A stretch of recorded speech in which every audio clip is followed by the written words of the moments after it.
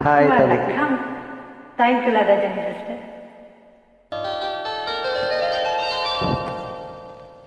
ஏன் இங்க ஒளிஞ்சுட்டு இருந்தே?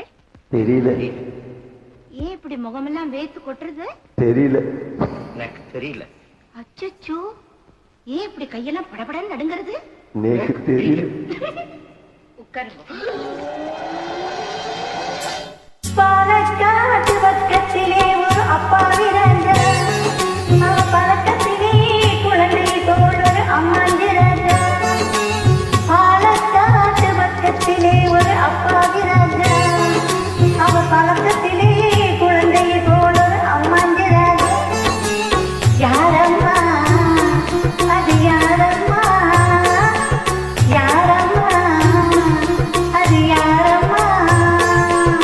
பாலக்காட்டு ராஜாவுக்கு ஒரு அப்பா விராணி, அவ வேலை கட்ட பார்த்தா போதும் அம்மாமி பாணி. யாரம்மா அது யாரம்மா, யாரம்மா அது யாரம்மா.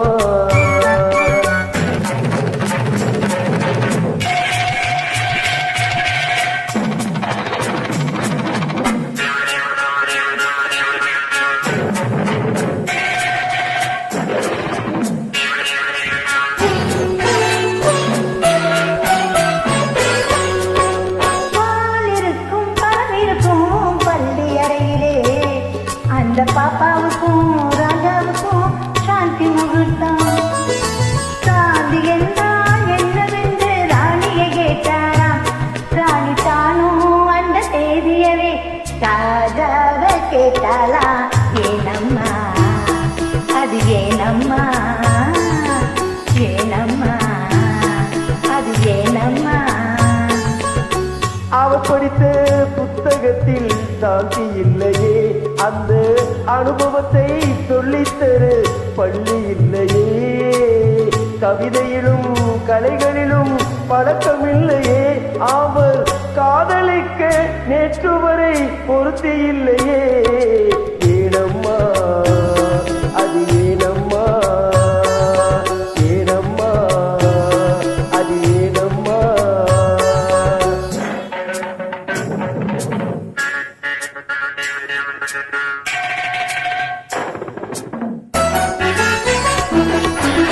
பூக்களிலே வண்டுருகும் பொய்கையை கண்டாரா. தேவி பூஜையிலே ஈஸ்வரனின் பள்ளியை கண்டாரா. மரகிளையில் அணிலிருந்து ஆடிட கண்டாரா. ராஜா மனதுக்குள்ளே புதியதொரு அனுபவம் கொண்டாரா. ஏனம்மா அது ஏனம்மா, ஏனம்மா அது ஏனம்மா. பரமசிவன் சக்தியை போல் பாதியில் வைத்தான், அந்த பரமகுரு ரெண்டு பக்கம் தேவியை வைத்தான். பாக்கடலில் மாதவனோ பக்கத்தில் வைத்தான். ராஜா பத்மநாபன் ராணியை தன் நெஞ்சினில் வைத்தான். யாரம்மா அது நானம்மா, யாரம்மா அது நானம்மா. பாலக்காட்டு பக்கத்திலே ஒரு அப்பாவி ராஜா, அவன் பழக்கத்திலே குழந்தையை போல் ஒரு அம்மாஞ்சி ராஜா.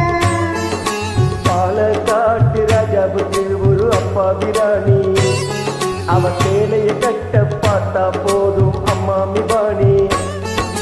யாரம்மா அது யாரம்மா, யாரம்மா அது யாரம்மா. Thank you sir. Thank you thank you.